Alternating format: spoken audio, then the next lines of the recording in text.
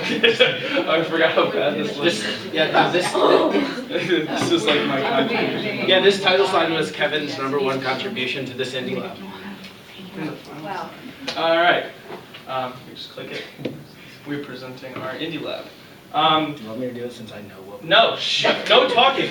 All right. The purpose of this experiment was to determine how the coefficient of friction of 3 basketballs affected or had a change in their, linear, in their rotational velocity before and after a bounce. So we would, get a basketball with different coefficients of friction, spin it, let it drop, and see how much it changed. And so we used. It's like a plastic sheet. Yeah, it was just like It was like a sheet of plastic, and so we held the ball, kept it from rolling. We increased the angle. It's literally the problem from number 2. And so once we found out when it slipped, we figured out the angle, and the coefficient of static friction is tangent of that angle. So what we thought would happen is if one of the balls has a higher coefficient of static friction, the decrease of the rotational velocity will be greater. So what we used were 3 different basketballs, and if you really care, they were Spalding, Super Attack, Wilson Advantage 2, and the Wilson Wave. They were all in Mitchell's backyard. Flat plastic surface, which I'm pretty sure was like a breakfast in bed tray. Yeah, it was a tray. An angle level, which was an app on Mitchell's phone. High-speed camera, which was also Mitchell's phone. Tape measure, which was an actual tape measure. Tape, which we just put on the ball so we could track it with the video. And Logger Pro, which was on my laptop. So these are some of our background equations, which is S equals R theta. Velocity. What? Yeah, no, velocity equals radius times angular velocity. All right. Tangent is static. Is the coefficient of static? This is linear velocity. This is rotation. Yes, correct. It's a difference. So, like just as we described, we took a flat plastic sheet, the tray, and we held the ball in place, and we lifted up until it started sliding, not rolling. And then, whatever angle that was, we did multiple trials, and we determined the coefficient of static friction. And then we just held the ball at a fixed point and spun it backward and used video analysis to determine like the speed, the rotational velocity. Here's a diagram. So this is, you can imagine, this is Mitchell's basement. This is the plastic sheet. This is Mitchell's phone telling us the angle of the plastic sheet. This is the basketball, and it's sliding, and we record the angle. And then this is also Mitchell's basement. That is going to be some tape measure over there, and that's basketball, and we spin it with the tape on it, and then imagine I'm recording it. Microsoft Paint. And then a lot of it was also on the laptop. This is our raw data. So the average angle for slide, clearly the Wilson Wave wins that category with a super large coefficient of friction.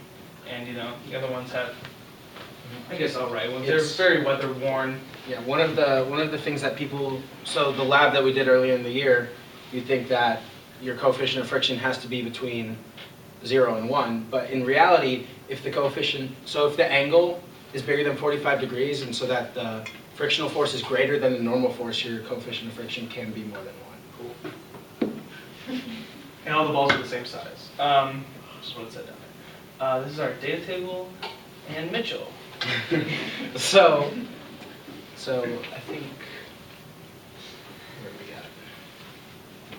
I'm trying to remember what we did. Okay, yeah, so before, this is your, what am I trying to say? You good? I'm just trying to let you know where we are. Wait, what do you mean? What do you want?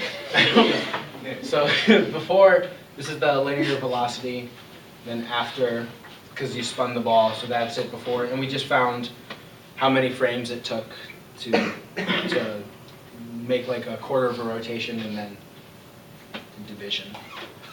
Yep. And then we found these were the percentage changes of the rotation.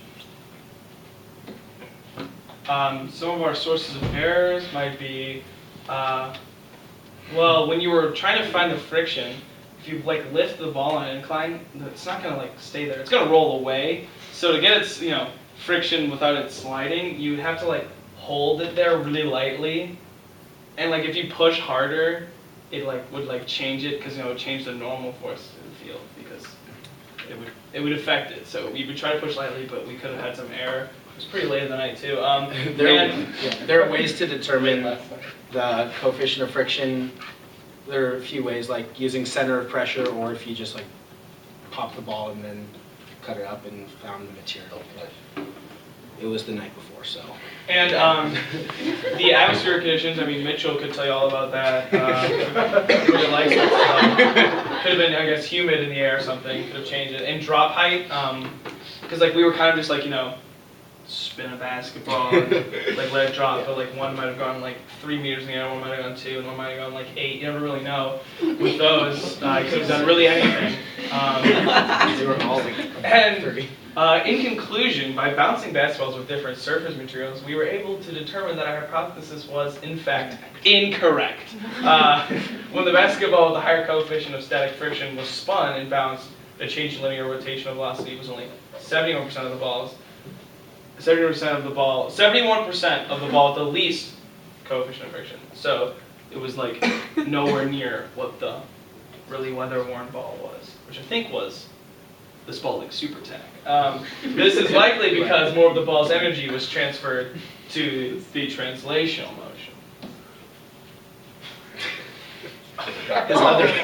His other contribution.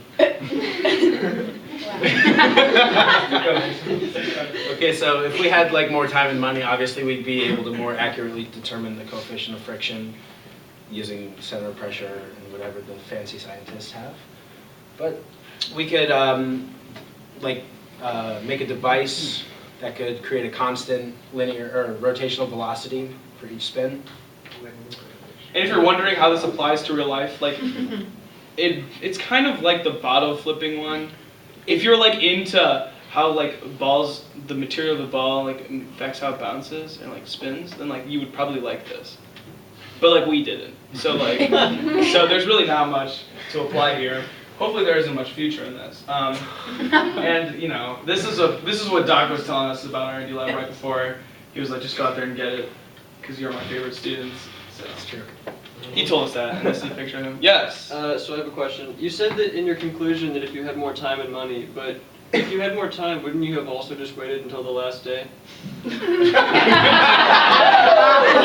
Yeah, but we would have had way more money. There was a key word there that you missed, and it was the word after time and. The word after and. So like, the time you're talking about is like if days were longer. No, the time we're talking about, that's not what we're talking about. We're talking about money. We're talking about not balls from Mitchell's backyard and not a TV dinner tray. We're talking new balls from Dick's Sporting Goods. I'm talking about the new Wilson Wave 3, all of these new balls. Super Tack 2.0. The Super Tack 2.0. Also, maybe if Kevin could finish his Gatsby essay. That's true. Well, that doesn't matter because why are you roasting your partners? And so yes, that's our deal.